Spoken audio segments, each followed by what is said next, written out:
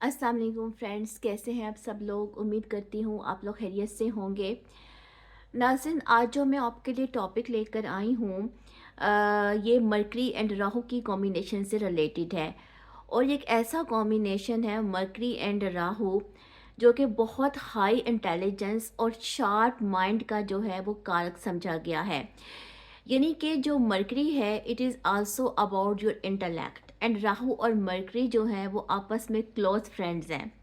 और जब जो क्लोज फ्रेंड्स जो हैं वो एक दूसरे के साथ मिलते हैं तो वो एक दूसरे के साथ गॉसिप भी करते हैं, वो एक दूसरे के साथ अपनी सीक्रेट्स भी शेयर करते हैं, ठीक है, वो प्लानिंग भी करते हैं, वो एक दूसरे के साथ एंजॉय भी करते हैं।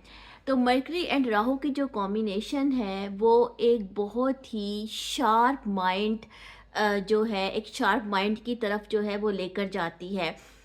ऐसे लोग जो होते हैं नाज़रीन, ये फ़ोटोग्राफ़ी में बहुत एक्सपर्ट हो सकते हैं, क्योंकि आपको पता है कि जो राहु है it is related with the wireless energy, ठीक है, it is about the camera and the media. और जो मरकरी है उसका ताल्लुक जो है वो हर किस्म के फ़ाइन आर्ट्स के साथ है, हर किस्म की आर्टिस्टिक एबिलिटीज़ के साथ है। तो ऐसी आर्टिस्टिक एबिलिटीज़ तो स्पेसिफिकली कैमरे के साथ कनेक्टेड होती हैं। कैमरे से किसी चीज़ को कैप्चर करना, लैंडस्केप को करना, माउंटेन्स को करना, ठीक है, फॉरेस्ट को करना, क्योंकि राहु की एनर्जी जो है फॉरेस्ट के साथ भी और ऐसे लैंडस्केप्स के साथ भी जो है वो कनेक्टेड है, जैसे कि डेजर्ट्स होते हैं, सहरा होते हैं। तो मरकरी एंड राहु की जो कॉम्बिनेशन है ऐसे लोगों के चार्ट में जो है वो हो सकती है जिनका ताल्लुक फोटोग्राफी के साथ होता है, जिनका ताल्लुक जो है वेब डिज़ाइनिंग के साथ होता है, ठीक है, जिनका ताल्लुक स्केचेस के साथ होता है, कि जो लोग ड्रॉ करते हैं, ठीक है, पिक्चर्स बनाते हैं। ओके, आपने देखा होगा जैसे हॉरर मूवीज़ होती हैं। ओके, हॉरर मूवीज़ को लिखने वाले जो हॉरर मूवीज़ को फ़िक्शन लिखते हैं या उसको उसका कोई प्ले लिखते हैं या मूवी को जो है वो रिटन रिटन फॉर्म में लिखते हैं, और जो मूवीज़ जो हैं वो बनती हैं हॉरर फॉर्म में, ठीक है। तो ये भी राहु एंड मरकरी की जो है वो एनर्जी हो सकती है, क्योंकि ये बहुत ही ज़्यादा जो है वो शार्प जो है वो कॉम्बिनेशन है इंटेलिजेंस के हवाले से, और इसको आर्टिफिशियल इंटेलिजेंस के साथ भी जो है वो कनेक्ट किया जा सकता है। लेकिन यहाँ पे नाज़रीन एक और बात है, क्योंकि मरकरी जो है वो अहंकार है, यानी कि मरकरी जो है वो ईगो है। So sometimes mercury and Rahu के कॉम्बिनेशन में फॉल्स ईगो सामने आ सकती है, यानी कि दुनिया के सामने अपने आप को ऐसे रिप्रेजेंट करना, ठीक है, अपने आप को एक बहुत ही स्ट्रॉन्ग पर्सनालिटी के तौर पर ऐसे लोग रिप्रेजेंट कर रहे होते हैं, लेकिन उनके अंदर कुछ फोबियाज़ होते हैं, कुछ एंग्जाइटी के इशू भी होते हैं।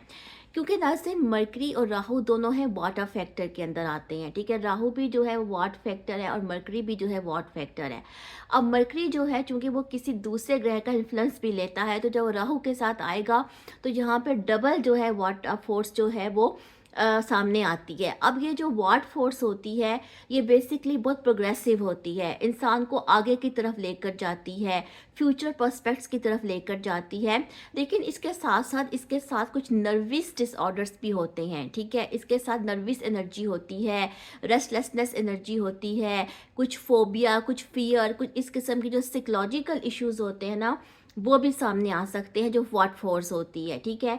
तो ऐसे लोगों को जो है ना, जिनके कॉम्बिनेशन में जिनके चार्ट में मरकरी एंड राहु की कॉम्बिनेशन होती है, उनको पेट से रिलेटेड प्रॉब्लम्स जो हैं या स्टमक से रिलेटेड इश्यूज, ठीक है, या फूड पॉइजनिंग का हो जाना या एलर्जिस का इशू होना, ऐसी चीज़ें जो हैं वो ऐसे कॉम्बिनेशन रखने वाले लोगों में हो सकती हैं। दूसरी चीज़ ये है नाज़रीन कि जहाँ पे मरकरी होता है ना वहाँ पे प्योरिटी की नीड होती है, ठीक है, मरकरी आपके चार्ट में जहाँ पर होता है वहाँ वो प्योरिटी की डिमांड करता है, क्योंकि इसके पीछे एक कहानी है वो आपको पता है, जो कि तारा और मून की है, और तारा और मून की जो है वो वतन से जो है ये मरकरी की बर्थ हुई थी, ठीक है। तो मरकरी को जो है वो एस्ट्रोलॉजी के पॉइंट ऑफ व्यू से इलेजिटिमेट जो है वो ग्रह भी माना जाता है। तो जहाँ पे मरकरी होता है ना वहाँ पे प्योरिटी की ज़रूरत होती है। अब ये डिपेंड करता है कि मरकरी एंड राहु, ठीक है, ये कॉम्बिनेशन जिन लोगों के चार्ट में होता है उनको कैसा माहौल मिलता है, क्योंकि ये बहुत एक बात सलाहियत किस्म का कॉम्बिनेशन है। और जिस किस्म का माहौल मिलेगा वैसे ही ये जो है कॉम्बिनेशन परफॉर्म करेगा, ठीक है।